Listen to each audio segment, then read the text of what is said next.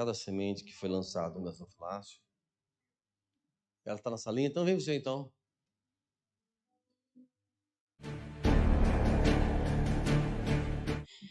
Amém, glória a Deus. Vamos estar orando, irmãos. Deus eterno e soberano, nós te louvamos por cada dizimista, Senhor, cada ofertante, Pai, porque o Senhor nos deu graça, nos deu saúde, Pai. O Senhor tem prosperado-nos, ó Pai. Nós te louvamos e te agradecemos, ó Pai querido, te glorificamos por poder estar mais uma vez, ó Pai querido, entregando, ó Pai querido, mais essa parte, Pai querido, no nosso culto a Ti, Pai. Se eu possa, Pai, em nome de Jesus receber, se eu possa entrar com providência no nosso lar, Pai, nossa casa, nossa despensa, repreendendo, ó Pai querido, toda obra maligna, Pai, e guarda-nos, ó Pai, de nos corromper, Pai. Abençoa, Pai querido, a tua obra, a tua igreja, Pai, em nome de Jesus, prospera, Pai, a tua igreja, Pai. Se eu possa receber, Pai, esses dízimos e essas ofertas e glorificar o teu santo nome, Pai. É o que nós te pedimos, ó Pai, te agradecemos também, Pai, por um coração, Pai querido, grato a Ti, pelo coração, Pai querido, que tem disponibilidade, Pai querido,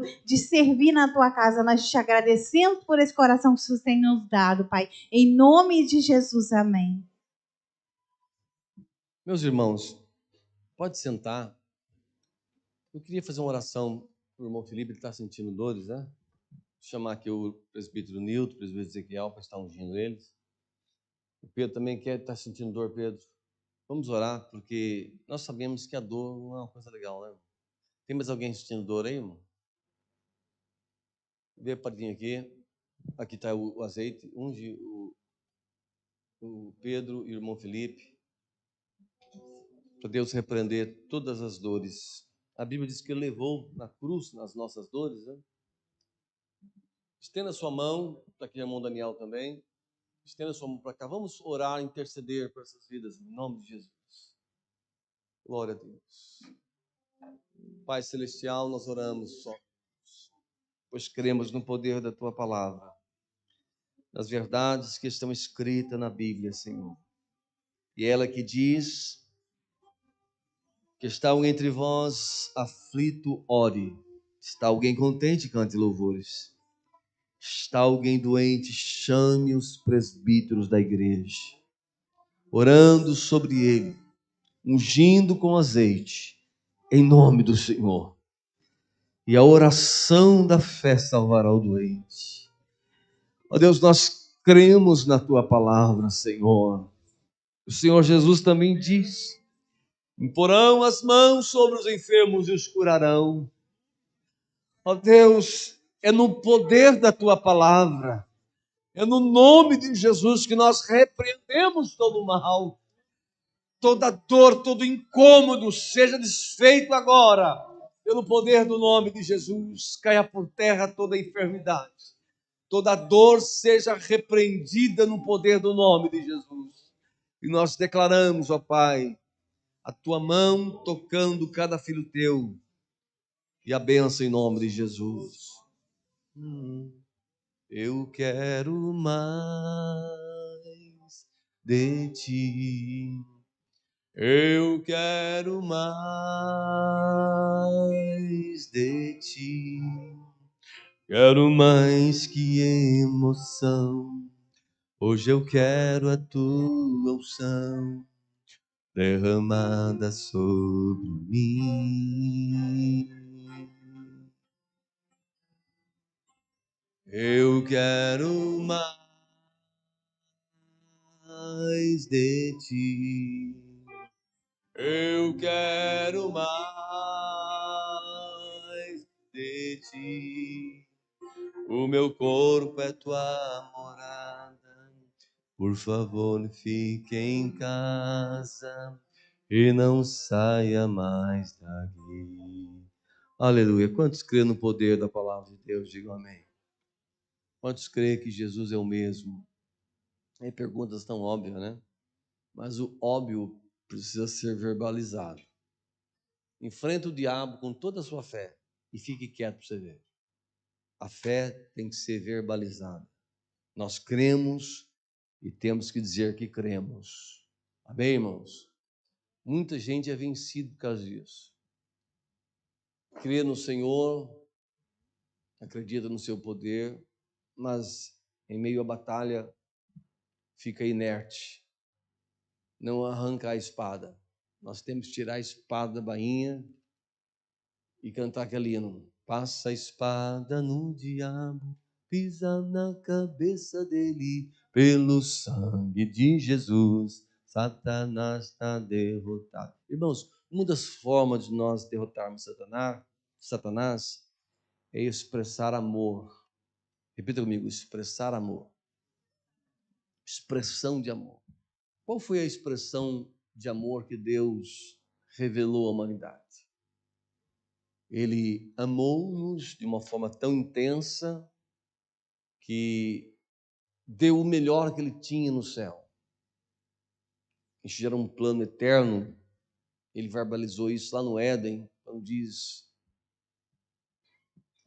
porém inimizade entre ti e a mulher, entre a tua semente e a sua semente, e esta te ferirá a cabeça e esta te ferirá o calcanhar, né?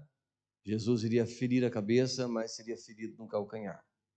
Primeira verbalização de Deus. E Paulo diz que antes da fundação do mundo, ele nos elegeu nele. Deus nos elegeu em Cristo para sermos santos e irrepreensíveis diante dele. A maior expressão de amor foi a cruz de Cristo. Foi entregado o seu corpo, a sua vida, e mais do que isso ainda, foi ter despojado da sua glória. Quem gosta de descer do pedestal depois que Deus o coloca? Ninguém. Pelo contrário, nós gostamos de estar lá e às vezes subimos de forma precipitada. Mas ninguém gosta de descer. Jesus desceu. Jesus estava no seu reino, próprio Deus, né? Ainda que era Deus, diz Paulo, ele despojou-se da sua glória, se fez semelhante aos homens e achado em forma de homem, humilhou-se a si mesmo até morte e morte de cruz. Essa foi a maior expressão do amor de Deus com a humanidade. Por isso, irmãos, que constitui um pecado terrível duvidar do amor de Deus. Duvidar que Ele nos ama e que Ele sempre tem para seu povo uma porta aberta. Deus sempre tem uma porta aberta. E o texto diz que para aqueles que, tendo pouca força, não negou o seu nome. Então, nós entendemos que o amor de Deus está condicionado à perseverança. Porque se nós desistimos, irmãos, nós perdemos a nossa caminhada ou nos perdemos no meio do caminho, diz o texto que Deus perde também o prazer. O amor dele torna-se inoperante. É como milhares e milhares de pessoas estão indo para o inferno e a gente fala, cadê o amor de Deus? E as pessoas falam, se Deus existisse, por que crianças sofrem? Mas não é que Deus não ama e que Ele não existe. Ele existe. O problema é que as pessoas não buscam a Deus, que as pessoas não querem Deus. Isso aconteceu numa barbearia, uma história que se conta, e eu acredito que é verídica, de um homem que sentou na cadeira de um barbeiro com o propósito de cortar o seu cabelo também e falar do amor de Deus para o barbeiro. E o barbeiro zombou dele e falou, Deus não existe. Deus não existe. E aquele homem de Deus tentando pregar ao barbeiro, e o barbeiro, Deus não existe. Ele falou assim, mas você está dizendo que Deus não existe? Não existe? Mas quais as suas concepções evidenciais que Deus não existe? Ele diz assim, se Deus existisse, não havia milhares de pessoas na rua, não havia pessoas sofrendo, crianças sendo maltratadas, pessoas sendo mortas, inocentes. E aquele homem de Deus ficou sem saber o que falar. Por um momento ali ele orou a Deus, ele olhou para o barbeiro e falou assim, sabe uma coisa? Eu também não acredito em barbeiro. O barbeiro falou assim, olhou com a cara para ele, você é um tolo, não acredita, cortou o seu cabelo. Não acredito em barbeiro. Barbeiro não existe. Falei, como um barbeiro não existe? Se eu estou cortando seu cabelo.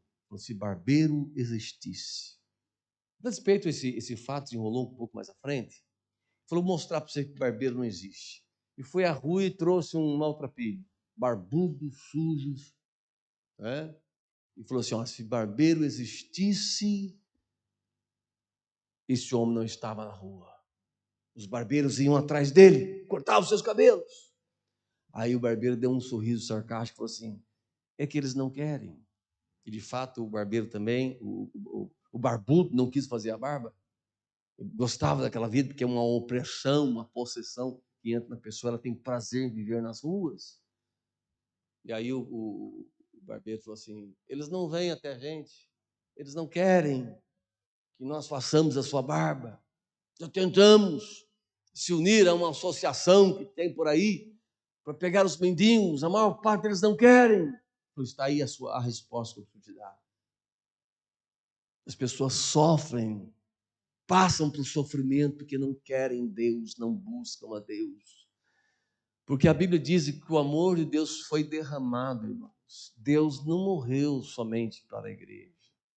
A Bíblia diz que Ele amou o mundo de tal maneira que deu o seu Filho unigênito para que todo aquele que nele crer não pereça, mas tenha a vida eterna. É um favor tão extraordinário, irmãos. A salvação é algo tão sublime que a gente não pode ficar vendendo por preço de, né? Por isso que Jesus falou assim: não deis aos cães as coisas santas, nem deiteis aos porcos as vossas pérolas, para que não aconteça que, pisando com os pés, voltem e vos despedacem. Você pode sofrer por lançar pérolas às pessoas que não querem ouvir a palavra de Deus. A graça de Deus, o amor de Deus é tão extraordinário, irmãos, que diz um dos escritores da Bíblia que o caminho é tão certo, que a graça é tão verdadeira, que o amor é tão forte, que nem os loucos errarão o caminho.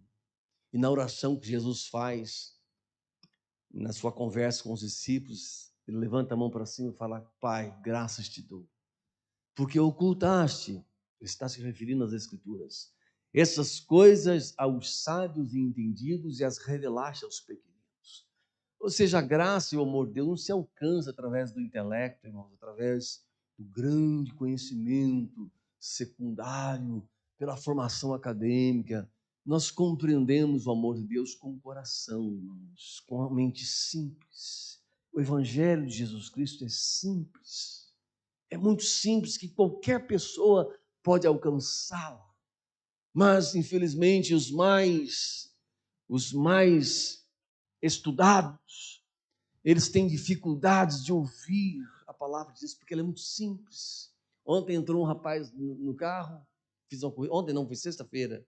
Foi ontem porque foi de madrugada. Foi no sábado de madrugada. Um rapaz bonito assim, paletó, parecia que fosse até um pastor, barbudo, uma barba bonita assim, como o do Daniel, assim, uma barba bem feita assim, né? E papo vem, papo vai, começou a mostrar os conhecimentos que ele tinha em física, em química, aí o rapaz conhece muito. Eu fiquei só aprendendo, perguntei um monte de coisa, né? Depois ele entrou na área de Deus, para aí um pouquinho, tá errado, não é bem assim não. Porque ele disse, irmãos, que Moisés não existiu, isso aí é uma treta. Eu já comecei a subestimar ele, porque ele mostrou tão inteligente. E Moisés falou palavra lá que eu não sei nem o que é, se é de comer, ou se é de usar. Usou termos ali, como diz o português, né? O rapaz compreende muito, conhece muitas coisas. E aí eu peguei, deixei ele falar, daí ele falou que ele conhece um pouco a Bíblia de forma errada, né? Que Paulo nunca existiu. Falei, pai, nossa, eu não sabia disso. Vou discutir com ele para quê? Estava terminando a corrida, né? Jogar pérolas, né? Aí ele foi descer do carro, e eu tentei falar, mas ele não me deu chance. O diabo é astuto, né, irmão? É astuto. Então, ali foi mais rápido que eu. Ele falou, e outra coisa. O Sinai é uma grande treta. A Bíblia nunca foi escrita, foi homens que se reuniram com os judeus e escreveram um monte de baboseira lá para dizer que o mundo foi criado por Deus. Tem que ir embora, tchau, não deixa eu falar. Deus não me deu a oportunidade de falar com ele. Ele também não me deu a oportunidade de falar com ele. Mas observe uma coisa, irmãos, que a pessoa mais simples, mais indulta.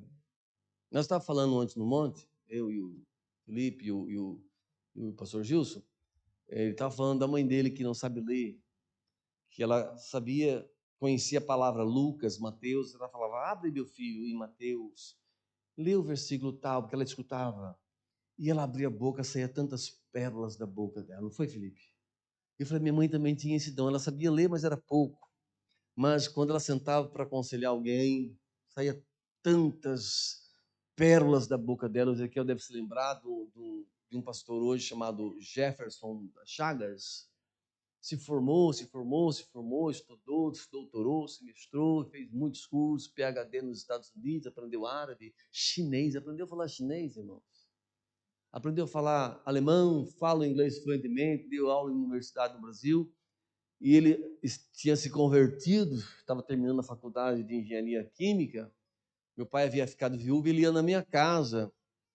Ele não se satisfazia sentar na cadeira ou no sofá, ele estava no chão e ficava ouvindo a minha mãe as experiências dela. Ele dizia que Deus iria enviar ele para a África, irmãos.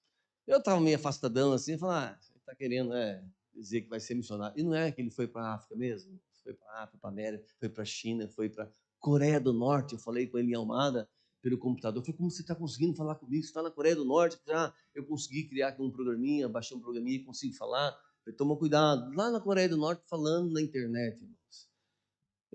Só que o pastor Jefferson, todo o conhecimento que ele tem, um puta de um homem grandão assim, ele chega no púlpito e fala assim, Pai do Senhor, irmãos. Lembrou da voz dele, né? Pai do Senhor, irmãos, está feliz com Jesus? É um homem simples, irmão. Então, não é porque a pessoa tem muito conhecimento que ele não vai entender a mensagem da cruz, irmãos. Porque a mensagem da cruz se compreende com o coração. A despeito, tudo que Deus deseja falar conosco, se nós não abrirmos o coração, se nós não abrirmos o entendimento da alma, nós não compreendemos o que é exatamente que Ele quer falar conosco. Porque Deus é muito preciso naquilo que Ele fala, irmãos. Deus, Ele quer fazer entender aquilo que Ele está falando. Mas se nós desconversarmos com Deus, se nós não tivermos uma predisposição em ouvi-lo, Ele sabe quando nós estamos dispostos a ouvi-lo e quando nós não estamos dispostos. Se porventura nós não entendemos o que ele falou por alguma coisa do gênero que venha te impedir a compreender, eu acho que é impossível, porque Deus é muito claro naquilo que fala. Ele só quer que nós tenhamos atenção para aquilo que Ele quer falar conosco. Deus vai falar no profundo da nossa alma. Às vezes nós, seres humanos, gostamos de repetir as coisas. Será que Ele não entendeu? Nós não conhecemos o coração. Não sabe se ele teve dificuldade. Nós somos um tanto quanto enrolados para explicar as coisas, em algumas coisas nós não conseguimos esclarecer bem. Então as pessoas têm dificuldade, nós não sabemos se é falta de atenção, ou porque nós estamos expressando mal, ou porque não alcançamos o nível do intelecto da pessoa, ela não alcançou o nosso nível, alguma coisa se passou, e a gente tem que ter paciência. Agora, Deus sabe falar, irmãos. Deus sabe falar com cada um de nós. Se nós não entendemos, nós somos levados pelo erro, e Deus não tem culpa disso. Porque se nós não entendemos, porque não abrimos o coração, se nós não ouvimos, porque nós não escutamos. Então, Deus sabe falar conosco, sabe expressar o que Ele quer falar conosco. Ele sabe expressar exatamente aquilo que nós precisamos ouvir. Uma vez eu estava numa igreja, eu precisava ouvir uma palavra de Deus, e só Deus sabia do que eu precisava ouvir, irmãos. Nem eu, basicamente, não sabia qual era a palavra que eu precisava ouvir. E Deus falou na mosca, atingiu o cerne da minha alma, aquela palavra. Deus, Ele fala assim com a gente, né? Quando Ele alcança, porque a Bíblia diz que a palavra de Deus, ela é como uma espada de 2 gumes, penetra até a divisão da alma, das juntas e medulas, e ela é apta para discernir os pensamentos e as intenções do coração. Então, quando Deus fala conosco, o entendimento vem na nossa mente, na nossa alma, a ponto de compreender qual é a sua vontade. Mas a questão não é essa, irmãos. A questão que na maior parte das vezes nós compreendemos o que Deus fala. Nós compreendemos o amor de Deus, só que nós barganhamos a direção que Deus nos dá, aquilo que nós entendemos que Ele falou conosco, nós desconversamos, na maior parte das vezes, com espíritos de alta periculosidade. Quer ver uma coisa? Você sai do culto com convicção. Deus falou comigo, eu preciso fazer isso, eu preciso deixar isso. Você sai com uma convicção, porque Deus falou com você e você entendeu. Amém? Nós entendemos perfeitamente o que Deus fala conosco. Depois, ao passar dos dias, ao passar das semanas, a gente escuta que a voz não é bem assim. Eu acho que me enganei. A gente não recogita aquilo. Olha o que diz o escritor. Tenhamos, pois, com confiança. Eu estou citando o versículo errado. Hebreus capítulo 2, diz assim, capítulo 2, versículo 1. O que está escrito lá, irmão? Capítulo 2 e versículo 1 do livro de Hebreus. É bom?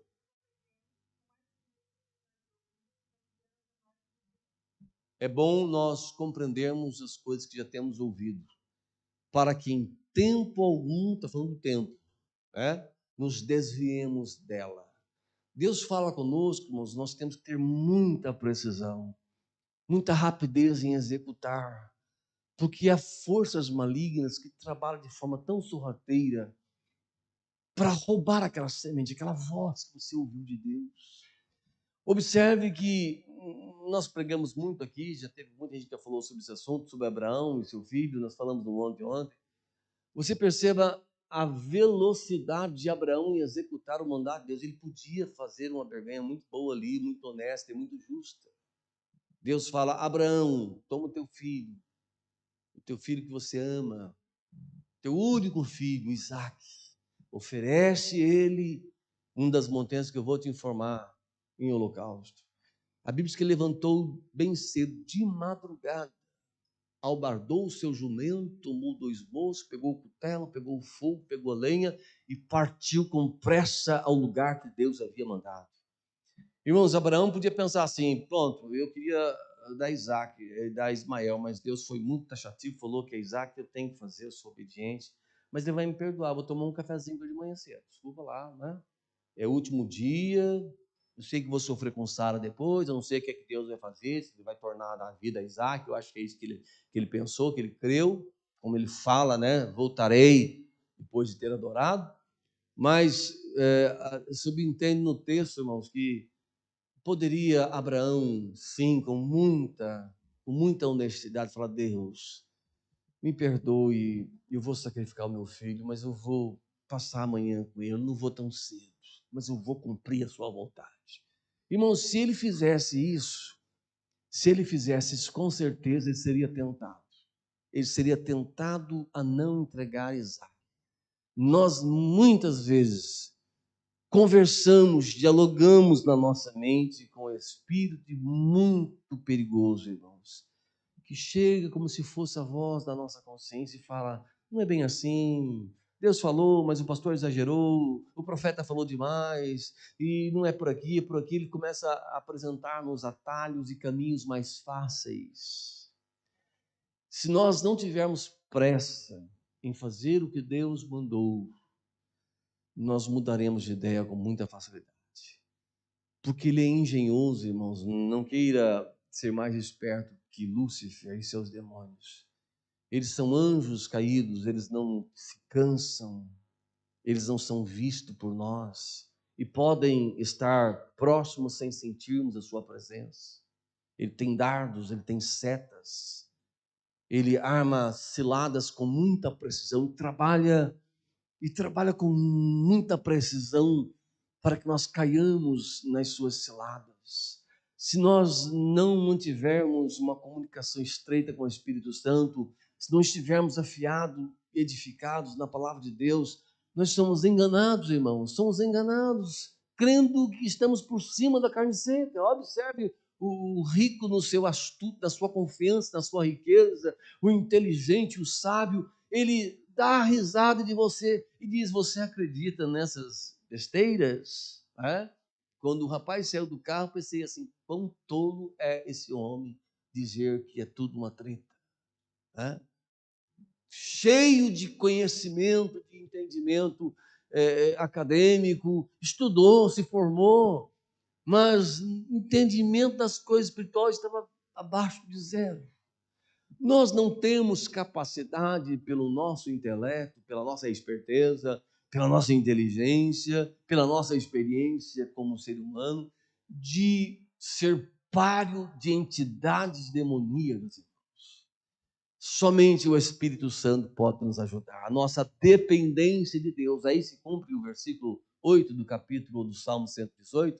Melhor confiar no Senhor do que no homem. Porque quando nós confiamos em nós, na razão, no entendimento, no conhecimento, nós somos levados como patinhos, irmãos. Somos levados como ovelhas para o matadouro sem perceber a gravidade da direção que estamos caminhando. O amor de Deus, diz Paulo, que ele nos constrange. A graça de Deus, ela nos faz receber a salvação. Aleluia. E a misericórdia de Deus nos livra de ir para um lugar que nós merecemos. Nos dá a oportunidade para nos safarmos do inferno. Misericórdia, mas a graça nos põe no céu. Aleluia. Então, quando falamos no amor de Deus, irmãos, o qual nós somos alvos, não como igreja, mas como seres humanos, a igreja, Deus tem um compromisso com a sua igreja. A Bíblia diz que Deus amou e se entregou pela igreja, se fez cabeça da igreja. Nós somos membros de um corpo cuja cabeça é Jesus, e Paulo diz que cada membro, fazendo a sua parte, cumprindo o seu papel, faz crescer o corpo, faz funcionar o corpo. Cada um na sua vocação, cada um na sua posição, cada um cumprindo a sua missão, ouvindo a voz de Deus, dentro da igreja, sendo edificado, sendo abalizado, sendo promovido no crescimento, porque nós crescemos quando congregamos. Toda vez que você vem a um culto, toda vez que você adora, toda vez que você se une à comunhão da igreja, Deus está promovendo em nós crescimento, irmãos. É por isso que o sangue de Jesus, que foi derramado pelo grande amor de Deus, pode se tornar inoperante na nossa vida se nós não tivermos comunhão, se nós não congregarmos. Ah, pastor, eu discordo, porque eu oro na minha casa. Mas é a comunhão, irmãos, que nos une no corpo. Se nós estivermos fora do corpo, como pode ser promovida essa comunhão e esse crescimento? E observe que João, nas simples palavras do versículo 7, capítulo 1 da sua primeira carta, diz assim: se, está aí uma condição, se andarmos na luz, está falando disso aqui, eu preciso clarear o meu caminho com a palavra. Eu preciso, irmãos, como cristão, ler a Bíblia. Eu preciso, como cristão, que quero ir para o céu, quero vencer o diabo, fazer o uso da espada, irmãos. Eu tenho que estar balizado para usar essa palavra. Já diz o escritor aos Hebreus, o apóstolo São Paulo, procura apresentar-te a Deus aprovado como um obreiro que sabe bem manejar a espada da palavra de Deus. Aleluia. Porque, irmãos, espada na mão de alguém que não sabe usar pode se tornar um perigo. No tentar atingir o adversário, ele pode se ferir, ele pode ferir pessoas erradas. Então, temos que ser treinados na palavra. Temos que ter isso aqui no nosso coração e temos que ter a habilidade de usar a palavra, irmãos. Por isso que há um período probatório na vida do crente para o treinamento. Deus o treina. Aleluia. É interessante que o amor de Deus é tão grande por nós, que nesse treinamento ele é muito paciencioso conosco. Ele é muito paciencioso. Eu falo que Deus foi muito, extraordinariamente paciente comigo. Deus foi muito paciente comigo. E ainda é paciente comigo. Não vem dizer que não é com você, porque Ele é. Se você não vê a paciência de Deus na sua vida, porque você está sendo enganado. Deus é paciente conosco, irmão. Deus é longânimo. Deus é longânimo, sim ou não? Deus é muito extraordinariamente, muito paciente conosco. Quase falei isso aqui. Deus é paciente, irmãos. Quando você perdeu a paciência, diz assim, eu não suporto mais. Deus fala assim, calma, meu filho, eu te ajudo, eu te sustento com a testa da minha justiça. Aleluia. Então, meus irmãos, a paciência de Deus é tão grande que ela se estica e vira longanimidade. É bom não brincarmos com a longanimidade de Deus. É bom não brincarmos com a paciência de Deus. Porque eu podia, como fiz, enganei muitas vezes a minha mãe. Ela ficava, tadinho, meu filho. Eu falava, tadinho da Samuel. Tadinho. Eu estava enganando ela, fazia de coitadinho. Os nossos filhos podem nos enganar fácil, principalmente as mães, né, Fred? As mães são mais emotivas. E às vezes a mãe acha que é esperta. Eu sou experiente. E o filhinho está lá, subornando, ela nem percebe. Não é assim, irmão? Sim ou não? Eu não sou mãe, mas acho que é assim, porque eu fazia isso com a minha mãe. Baseado em mim, uma vez quase que eu morri, irmãos. Eu estava no Paraíba, tem um morro assim, eu me escondi atrás, e a mãe, Samuel, fiquei com o coração partido, minha mãe, você cai na água, eu também não sei nadar, não sabia na época. Samuel, eu falei, tomara que ela desista. Quase que eu falei assim, ele não está por aqui, está para lá, vai para lá, para ela sair de perto da água. E eu pensei, que maldade que eu fiz com a minha mãe. Se ela caísse, escorregasse na beira do Paraíba, como ela teria morrido naquela época, em 1973, 75, sei lá. Eu tinha acho que 9, 10 anos, não sei. Cachoeira Paulista. Você não existia ainda. Nasceu lá no Areal. Eu acho que eu tinha menos de 9, porque eu sou 9 anos mais velho que ele. Quantas vezes eu enganei a minha mãe? Todos nós, às vezes, para muito, para pouco, nós enganamos as nossas mães com sentimentos, né? Mostramos um coitadinho, ela fica com dó, a gente consegue aquilo que quer, há filhos que choram, que faz birra. Lá no fundo, ele poderia ouvir um não, né? Por isso que John Wesley, Charles Wesley foram grandes na presença de Deus, muito grandes, porque a mãe dizia para ele assim, não, meu filho, não, engula esse choro. Ela sabia fazer a criança engolir o choro e aceitar o não. Mas Deus não é assim, irmãos. Deus, Ele é bom. Ele sabe quando nós estamos realmente fracos, fragilizados.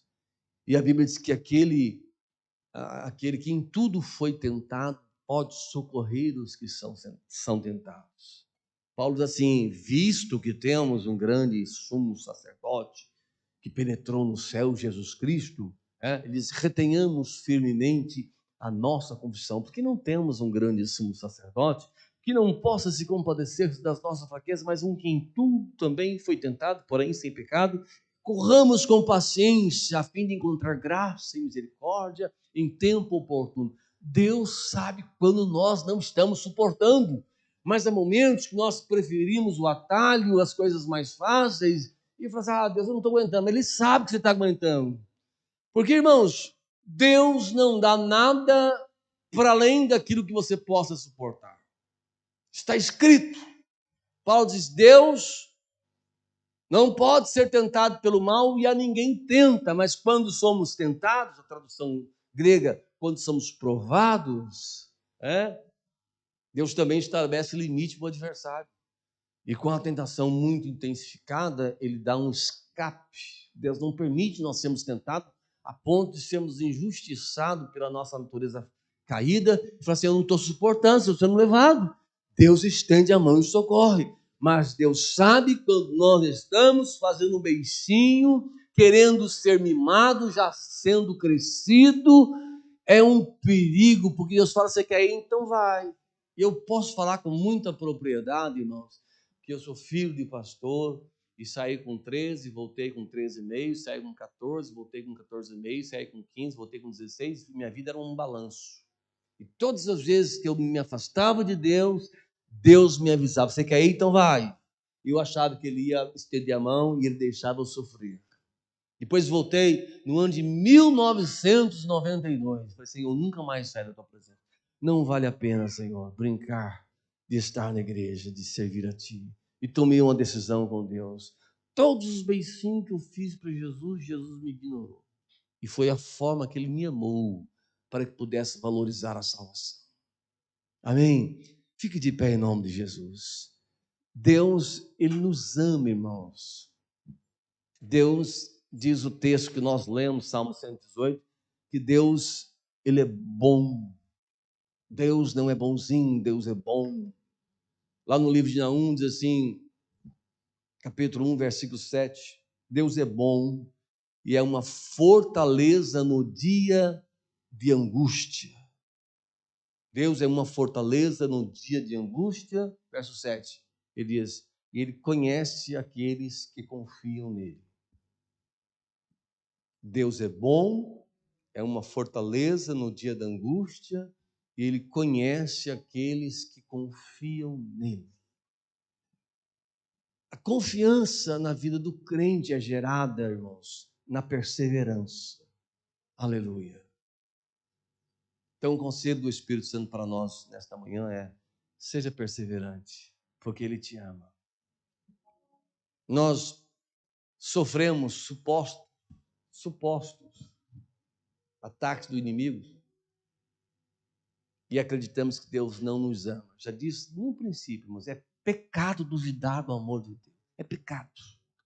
Pecado duvidar de um amor que ele provou o quanto ele nos amou. Então a perseverança é uma resposta que nós damos a Deus, irmãos. É uma resposta que nós damos a Deus que gera em nós confiança. A confiança tem a ver com a esperança. Diga comigo, confiança está estreito na esperança.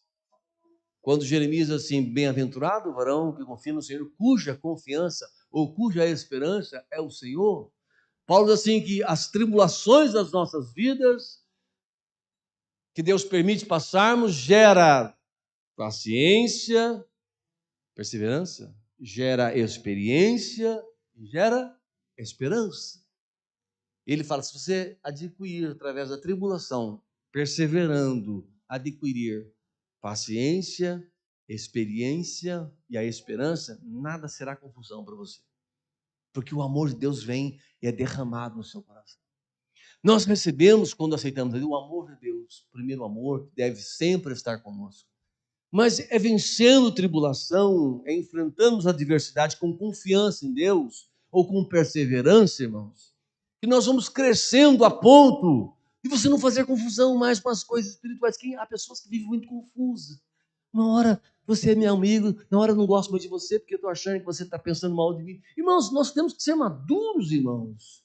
Deus nos chama para ser maduros na fé, para vencer o diabo e não o seu irmão. O pastor Romero pregou aqui no domingo e diz assim, o texto que ele citou, achei muito interessante, quando Deus se apresenta a Abraão e fala, Abraão, eu sou o Deus Todo-Poderoso, ele tinha 99 anos, anda na minha presença e ser perfeito, ser maduro. Deus quer que você aprenda a ouvir não.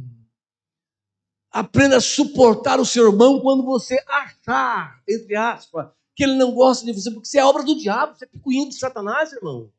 Deus nos amou e nos chama para termos comunhão uns com os outros. Então lance por fora toda barreira, irmão, em nome de Jesus. Lance toda barreira, porque a comunhão, se andarmos na luz, teremos, resultado de andar na luz, teremos comunhão uns com os outros. Quando eu disse que o sangue se torna inoperante, é quando nós não congregamos e quando nós não nos orientamos na palavra de Deus. Se andarmos na luz, como Ele na luz está, nós teremos comunhão. Eu posso olhar para o teu rosto e ver em você o amor de Deus. Aí o sangue de Jesus Cristo, seu Filho, nos purifica de todo o pecado. Atenção, atenção. Se eu tenho barreiras, se eu tenho diferenças com você mal resolvidas, o sangue pode se tornar inoperante na minha vida. Se andarmos na luz, como Ele na luz está, temos comunhão uns com os outros. E o sangue de Jesus Cristo, seu Filho, nos purifica de todo o pecado. Observe a obra de Satanás em andamento, porque no céu, irmãos, no céu você vai amar pessoas de uma forma muito intensa, pessoa que você nunca viu, porque lá não haverá essas vozes que nós ouvimos, essas vozes negativas que nós ouvimos.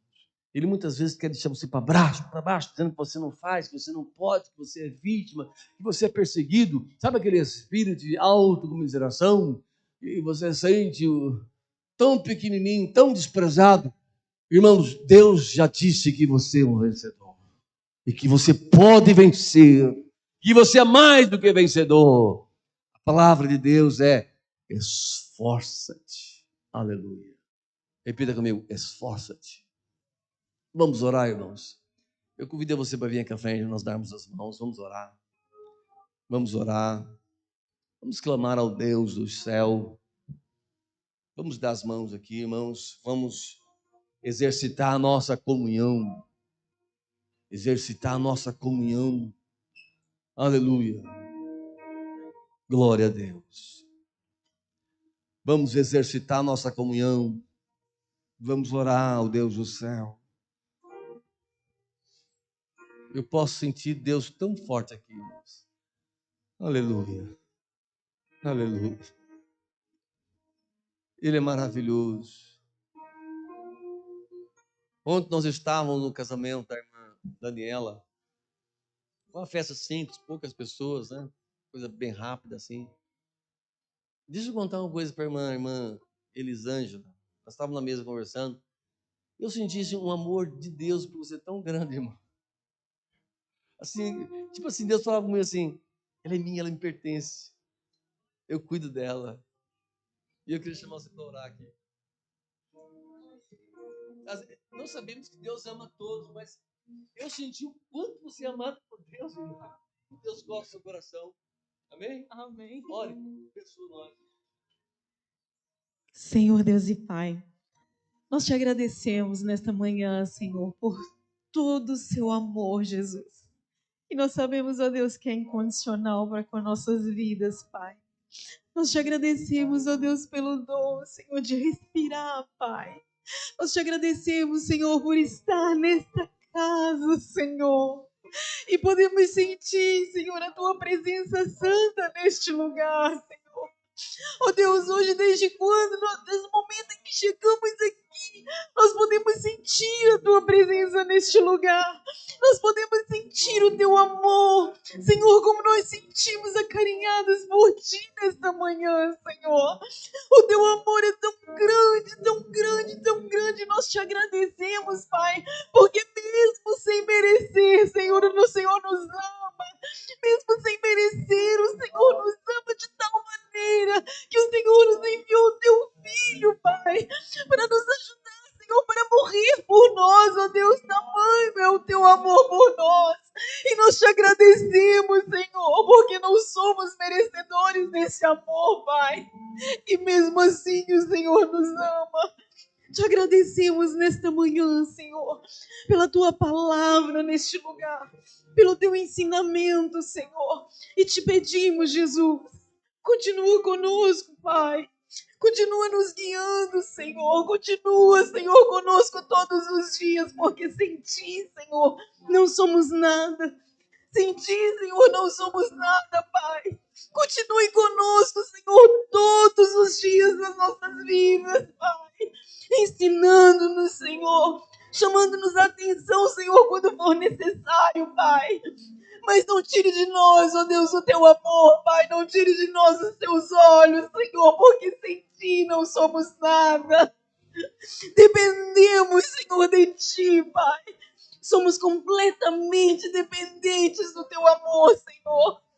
E é por isso, Senhor, que estamos aqui nessa manhã, porque o Senhor nos ama. E nós te agradecemos por este amor, Senhor. Obrigado, Jesus, pelo teu cuidado, pelo teu amor por nós, ó Deus, pelo teu amor pela tua igreja, Senhor. Nós te agradecemos em nome de Jesus. Meus irmãos, acreditem no que eu vou dizer. Nós já sofremos muito aqui em Portugal. Eu já passei por muitas fases, talvez você ainda não passou. Não sou melhor que ninguém aqui, não. Não sou melhor que ninguém. mas já passei por muitas fases. E o meu propósito aqui na igreja é que você seja abençoado. Você seja uma bênção. Meu propósito como pastor é ensinar você a entrar no céu. Como diz Paulo, que Deus deu pastores para aperfeiçoar os santos. Esta é minha motivação. De ver você sendo uma bênção. E eu procuro ser muito obediente à voz de Deus quando eu estou no púlpito. Muito obediente à voz de Deus. Tanto aquilo que eu falo, como quando eu lhe dou oportunidade. Eu tenho muito temor em chamar alguém, a pessoa vir aqui e entrar num colapso introspectivo. Não consegui fazer isso, voltar arrasado. Se eu chamar um dia você frente, venha com graça que Deus vai te dar, porque eu sou muito obediente a essa questão. Eu faço prova com Deus. Eu tenho muito medo de chamar uma pessoa, como fizeram uma vez comigo, que eu saí do púlpito chorando, que fiz, cisquei, não veio nada. Eu tenho muito medo da pessoa desviar da igreja, ou ficar triste com Jesus, porque eu chamei e Jesus não honrou, mas às vezes é o pastor que chama fora da direção de Deus. Então eu tenho muito cuidado com isso. Meu desejo aqui como pastor, irmão, é que você seja uma bênção. E se você receber uma bênção que eu ainda não recebi, tenha certeza que eu vou me alegrar com você. Eu aprendi uma frase em Portugal. Se nós não sabemos nos alegrar com a vitória dos nossos irmãos, nós não estamos preparados para receber aquilo que Deus nos dá. Quando um irmão seu receber uma bênção, você fala, puxa vida, estou tanto tempo buscando isso, mas eu vou me alegrar, porque é uma tendência humana de ficar com raiva. Nem com raiva.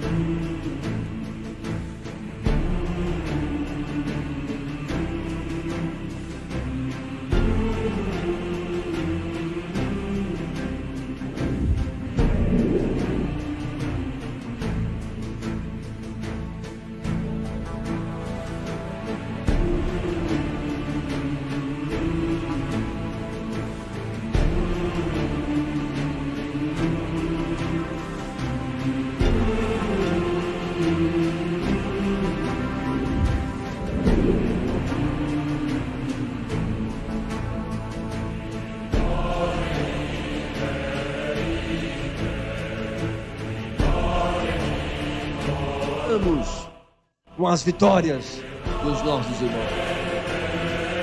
Agora eu queria que você